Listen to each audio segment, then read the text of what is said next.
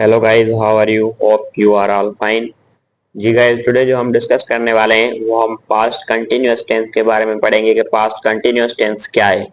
सबसे पहले इसकी डेफिनेशन देखें कि an action was happening in the past. कोई काम जो माजी में हो रहा था, माजी में कोई काम हो रहा था या चल रहा था, कोई काम चल रहा था या हो रहा था, उसके दौरान जो है ना कोई सेंटेंस बनाते हैं तो उसको हम पास्ट कंटिन्यूअस टेंस कहते हैं।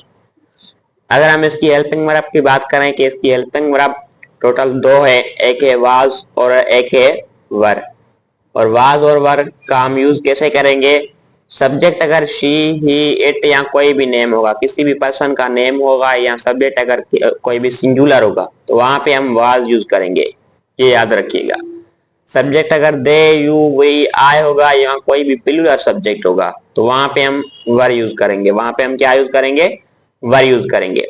अगर हम इसकी स्ट्रक्चर की बात करें कि इसकी स्ट्रक्चर देखकर हम काफी सारे सेंटेंस बना सकते हैं कि इसकी स्ट्रक्चर कैसे बनती है। तो सबसे पहले इसमें सब्जेक्ट आएगा, सबसे पहले इसमें क्या आएगा?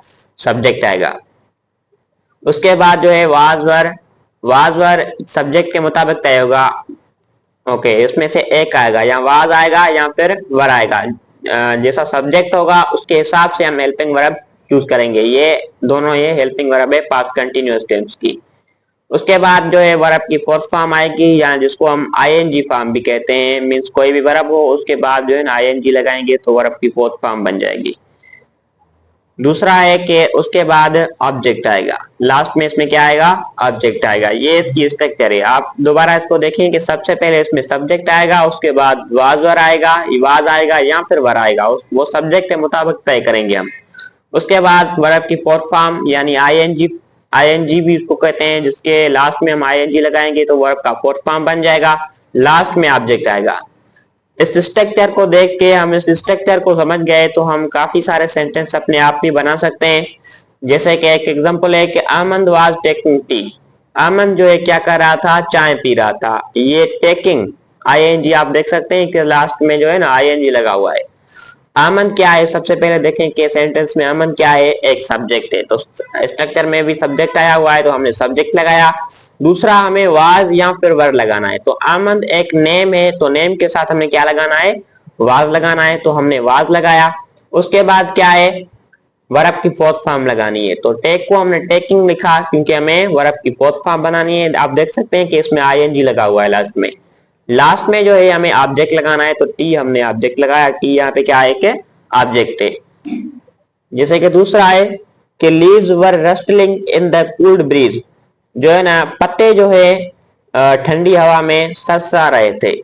आपस में जो पत्ते मिलजुल रहे थे ना, तो वो एक आवाज आ रही थी सरसराहट की, उसको हम रस्टलिंग कहते हैं।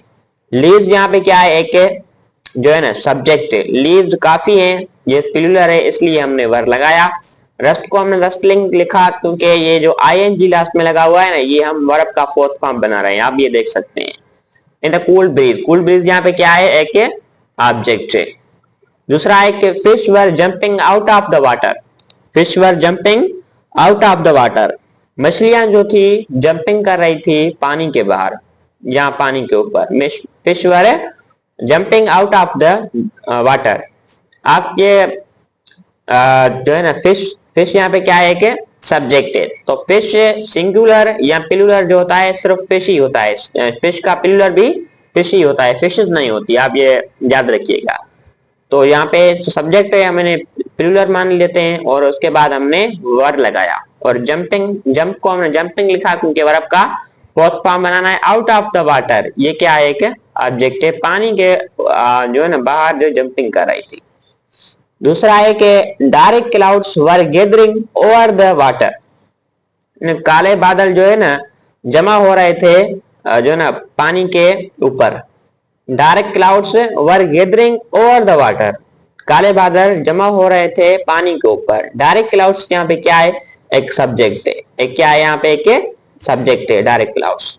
और क्लाउड्स ज्यादा हैं तो हमने वर लगाया क्योंकि ये प्लूरल बन गए, तो हमने वर लगाया एक हेल्पिंग वर्ब। उसके बाद जो है ना हमें वर्ब की फोर्थ फॉर्म लगानी है। आप स्ट्रक्चर में देख सकते हैं कि वाज वर के बाद हमें वर्ब की फोर्थ फॉर्म बनानी है, तो हमें गैदर को हमने गैदरिंग लिखा क्योंकि हमें वर्ब का फोर्थ फॉर्म बनाना है। Over the water, over the water, किसके ऊपर? पानी के ऊपर। जो पानी यहाँ पे क्या है? एक ऑब्जेक्ट है, आप देख सकते हैं ये क्या यहाँ पे ऑब्जेक्ट है। दूसरा है कि दे वर गोइंग टू स्कूल, वो स्कूल जा रहे थे। ऐसा कोई काम जो हो रहा था, माजी में हो रहा था, उसको हम जो है ना पास्ट कंटिन्यूअस कहते हैं। ऐसा कोई काम जो माजी में हो रहा था। दे वर गोइंग टू स्कूल, वो स्कूल जा रहे थे। दे यहाँ पे क्या है कि सब्जेक्ट है, और दे के साथ आप देख सकते हैं कि हमें क्या लगाना है? वर लगाना है। तो हमने वर लगाया, उसके बाद गोइंग टू स्कूल, गो को हमने गोइंग टू लिखा क्योंकि हमें वर्ब का फोर्थ फॉर्म बनाना है। स्कूल यहाँ पे क्या है कि ऑब्जेक्ट है लास्ट में। दूसरा है कि rain was pouring on to the wild lake, जो है ना रेन बरस रहा था वाइल्ड लेक पर। पावरिंग, पावर को हमने पावरिंग क्यों लिखा? बरसना, जिसको हम बरसते कहते हैं।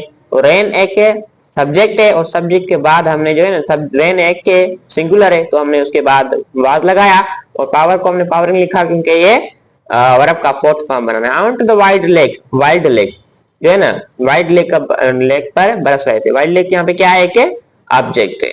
दूसरा है कि the sun was setting behind the misty hills, sun was setting behind the misty hills, जो है ना सूरज डूब रहा था जो है ना धुंधली जो है ना पहाड़ों के पीछे।